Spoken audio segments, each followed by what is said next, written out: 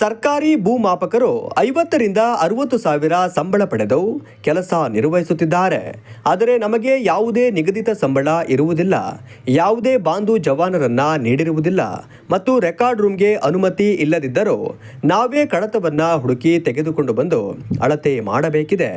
ಎಲ್ಲ ಕೆಲಸಗಳಿಗೆ ನೀಡುವ ಸೇವಾ ಶುಲ್ಕ 3 ವರ್ಷಗಳಿಗೊಮ್ಮೆ ಸಂಪೂರ್ಣವಾಗಿ ನೀಡದೆ ಅದರಲ್ಲೂ ಕಡಿಮೆ ಮಾಡಿ ನೀಡುತ್ತಿದ್ದು ಪ್ರಸ್ತುತ ಜೀವನ ನಿರ್ವಹಣೆ ಮಾಡಲು ಕಷ್ಟಕರವಾಗಿದೆ ಎಂದು ಜಿಲ್ಲಾ ಸರ್ಕಾರಿ ಪರವಾನಗಿ ಭೂಮಾಪಕರ ಸಂಘ ಅಧ್ಯಕ್ಷರಾದ ರೇವಣ್ಣ ಹೇಳಿದರು. ಜಿಲ್ಲಾ ಸಹಕಾರಿ ಪರವಾನಗಿ ಭೂಮಾಪಕರ ಸಂಘದ ಅಧ್ಯಕ್ಷರಾದ ರೇವಣ್ಣರು, ನಾವು ಸುಮಾರು 23 ವರ್ಷಗಳಿಂದ ಪರವಾನಗಿ ಭೂಮಾಪಕರಾಗಿ ರಾಜ್ಯಾದ್ಯಂತ ಕೆಲಸ ನಿರ್ವಹಿಸುತ್ತಿದ್ದೇವೆ. 23 ವರ್ಷದಿಂದ ನಾವು ಏನು ಸರ್ಕಾರಿ ಭೂಮಾಪಕರು ಕೆಲಸ ನಿರ್ವಹಿಸಿದಾರೋ ಆ ಕೆಲಸ ನಮ್ಮ ಪರವಾನಗಿ ಭೂಮಾಪಕರು ಸದಾ ನಿರ್ವಹಿಸಿಕೊಂಡು ಬಂದಿರ್ತೇವೆ. ಅವರಿಗೆ ತಿಂಗಳಿಗೆ 70ರಿಂದ 80 ಸಾವಿರ ಸಂಬಳ.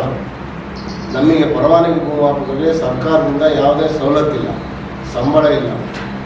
ನಮಗೆ ಒಂದು ಫೈಲಿಗೆ 200 ರೂಪಾಯಿನಂತೆ 1200 ರೂಪಾಯಿನಂತೆ ಕೊಡುತ್ತಾರೆ.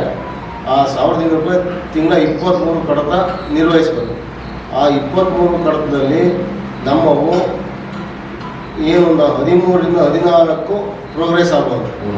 ಇನ್ನು ಬಾಕಿ ಇರುವಂಥ ಕಡತಗಳು ವಿಲೆ ಆಗ್ತವೆ. ಆ ವಿಲೆ ಆದಂಥ ಕಡತಗಳಿಗೆ ನಮಗೆ ಯಾವುದೇ ರೀತಿ ಸಂದಾಯ ಆಗಲ್ಲ ಹಣ. ಹಾಗಾಗಿ ನಮಗೆ ಪ್ರತಿ ತಿಂಗಳು ಕನಿಷ್ಠ 8,000ರಿಂದ 12,000 ಸಂಬಳ. ಅದು ಪ್ರತಿ ತಿಂಗಳು ನಮಗೆ ಸರಿಯಾದ ರೀತಿಯಲ್ಲಿ ಸಂಭಾವನೆ ಹಾಕಲ್ಲ. 3 ತಿಂಗಳಿಗೋ 6 ತಿಂಗಳಿಗೋ ಒಂದು ಸತಿ ಸಂಬಳವನ್ನು ಹಾಕ್ತಾರೆ. ಆದ್ದರಿಂದ ನಮಗೆ ಜೀವನ ನಿರ್ವಹಿಸಲು ಸಾಧ್ಯವಾದ ಕಷ್ಟಕರವಾಗಿರುತ್ತದೆ. ಆದ್ದರಿಂದ ನಾವುಗಳು ಕರ್ನಾಟಕ ರಾಜ್ಯಾದ್ಯಂತ ಮುಷ್ಕರ ಹಮ್ಮಿಕೊಂಡಿದ್ದೇವೆ. ಸುಮಾರು 1.5 ತಿಂಗಳಿಂದಲೂ ಮುಷ್ಕರ ಹಮ್ಮಿಕೊಂಡಿದ್ದು, ನಮಗೆ ನಮ್ಮ ಬೇಡಿಕೆ ಇಷ್ಟೇ, ನಮ್ಮನ್ನು ಸರ್ಕಾರಿ ಭೂಮಾಪಕರಾಗಿ ನೇಮಕ ಮಾಡ್ಕೋಬೇಕು. ಒಂದು ಬಾರಿ ವಿಶೇಷ ನೇಮಕಾತಿ ಮಾಡ್ಕೋಬೇಕು. ಇಲ್ಲ ಅಂದರೆ ಸಮಾನ ಕೆಲಸಕ್ಕೆ ಸಮಾನ ವೇತನ, ಜೀವ ವಿಮೆ, ವಿವಾಹ ಸವಲತ್ತು ಕೊಡಬೇಕು. ಇಲ್ಲವಾದಲ್ಲಿ ನಾವು ಇಡೀ ರಾಜ್ಯಾದ್ಯಂತ ಉಗ್ರ ಹೋರಾಟವನ್ನು ಮಾಡುತ್ತೇವೆ. ಮುಂದಿನ ದಿನಗಳಲ್ಲಿ ನಾವು ವಿಧಾನಸೌಧದಲ್ಲೂ ಸಹ ಮುಷ್ಕರ ಕೈಗೊಳ್ಳಲಿದ್ದೇವೆ.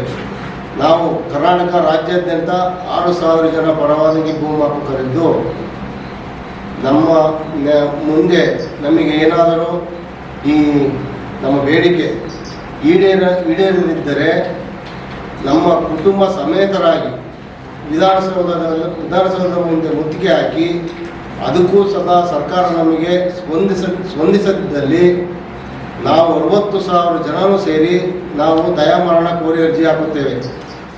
ಸುದ್ದಿಗೋಷ್ಠಿಯಲ್ಲಿ ಮಾತನಾಡಿದ ಅವರು, ಸರ್ಕಾರಿ ಭೂಮಾಪಕರಾಗಿ ಕಾಯಂ ಮಾಡುವಂತೆ, ಸಮಾನ ಕೆಲಸಕ್ಕೆ ಸಮಾನ ವೇತನ ನೀಡುವಂತೆ ಒತ್ತಾಯಿಸಿದ್ದಾರೆ. ಮೇಯ್ನು ನಿಮಗೆಲ್ಲ ಗೊತ್ತಿರೋದು ಹದ್ಬಸ್ತು ತುಂಬ ಕಷ್ಟ. ಹದ್ಬಸ್ತಿಗೆ ನಮ್ಮಲ್ಲಿ ಡಾಕ್ಟರ್ಗಳೆಲ್ಲ ಸರಿಯಾಗಿ ಸಿಗ್ತಾ ಇಲ್ಲ. ಅವು ಕಚೇರಿ ಸುಮಾರು ಡಾಕ್ಟರ್ಗಳು ಶಿಥಿಲವಾಗಿದ್ದಾವೆ. ನಮಗೆ ಯಾವುದೇ ಬಾಂಧು ಜವಾನರಿಲ್ಲ. ಜಾಗಕ್ಕೆ ಹೋದರೆ ಕಾಂಪ್ಲಿಕೇಶನ್ಸ್ ಇರುತ್ತೆ.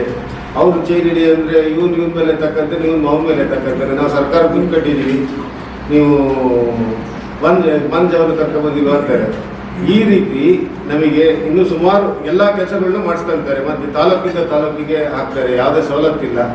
ಕೇಳಕ್ಕೆ ಹೋದರೆ ಮಾಡಿ ಕೊಡ್ತೀವಿ ಅಂತಾರೆ. ಈಗ ಇತ್ತೀಚೆಗೆ 3 ತಿಂಗಳಿಂದ ಯಾವುದೇ ಹಣ ಕಾಸು ಬರದೇ ಇರೋದ್ರಿಂದ ನಮಗೆ ಜೀವನ ನಿರ್ವಹಣೆ ಮಾಡೋಕ್ಕೆ ಕಷ್ಟ ಆಗಿದೆ. ನಿನ್ನೆ ಬೆಳಗಾವಿಯಲ್ಲಿ ನೀವು ಮಾಧ್ಯಮ ಮಿತ್ರರು ನೋಡಿರ್ಬೋದು. ಬೆಳಗಾವಿಯಲ್ಲಿ ತುಂಬ ಜೋರಾಗಿ ಮುಷ್ಕರ ಮಾಡಿದ್ದಾರೆ. ರೈತ ಸಂಘದವರು, ರಾಜ್ಯ ರೈತ ಸಂಘದವರು ಎಲ್ಲ ತುಂಬ ಬೆಂಬಲ ಕೊಟ್ಕೊಂಡು ಎಲ್ಲ ಪತ್ರಿಕೆಗಳದೆಲ್ಲ ಇದೆ, ಮಾಹಿತಿ ಕೊಡ್ತೀವಂತೆ. ನಮಗೂ ಆಗಿದೆ. ಈಗ ನಾವು ಚಿಕ್ಕಮಗಳೂರು ಜಿಲ್ಲೆಯಲ್ಲಿ ಪಾಪ ರೈತರಿಗೆ ತೊಂದರೆ ಆಗ್ತಾಯಿದೆ. ನೀವು ಇಲಾಖಾ ಭೂಮಾಪಕರಿಂದ ಅರ್ಜಿ ಬಂದವನ್ನು ಮಾಡಿಸಿ ಅಂದರೂ ಮಾಡ್ತಾ ಇಲ್ಲ. ನಾವು ಮುಷ್ಕರ ನಿಲ್ಲಿಸಿದ ಮೇಲೆ ನಮ್ಮ ಚಿಕ್ಕಮಗಳೂರಲ್ಲಿ ಸಾಮಾನ್ಯ 12,000 ಅರ್ಜಿ ಈಗ ಪೆಂಡಿಂಗ್ ಆಗಿದೆ. ರೈತರುಗಳಿಗೆ ಅರ್ಜಿ ಆಗ್ತಾಯಿಲ್ಲ. ಅವ್ರು ನಾಡ ಕಚೇರಿಯಲ್ಲಿ ಅರ್ಜಿ ಕಟ್ಸ್ಕೊಳಕ್ಕೆ ಹೋದರೆ ಭೂಮಾಪಕರು ಮುಷ್ಕರದಲ್ಲಿದ್ದಾರೆ, ನೀವು ಅರ್ಜಿ ಆಮೇಲೆ ಬಂದು ಕಟ್ಟಿ ಅಂತೆಲ್ಲ ಹೇಳ್ತಿದ್ದಾರೆ. ಸಾರ್ವಜನಿಕರಿಗೂ ತೊಂದರೆ ಆಗಬಾರ್ದು. ಇಲಾಖಾ ಭೂಮಾಪಕರನ್ನು ಕರ್ಕೊಂಡು ಅಳತೆ ಮಾಡಿಸ್ಕೊಳ್ಳಿ, ನಮ್ಮ ಜೀವನಕ್ಕೆ ಸೇವಾ ಭದ್ರತೆ ಕೊಡಲಿ ಅನ್ನೋ ನಮ್ಮ ಹೋರಾಟ. ನಾವೀಗ ಮತ್ತೆ ವಿಭಾಗ ಮಟ್ಟದ ನಾವು 8 ಡಿಸ್ಟಿಕ್ ಸೇರಿ 9ನೇ ತಾರೀಕು ಮೈಸೂರಲ್ಲಿ ಮುಷ್ಕರ ಮಾಡ್ತಾ ಇದ್ವಿ. ಸುದ್ದಿಗೋಷ್ಠಿಯಲ್ಲಿ ಅಣ್ಣಪ್ಪ, ವಸಂತ, ವಸಂತರಾಜು, ಚಲುವೇಗೌಡ ಉಪಸ್ಥಿತರಿದ್ದರು.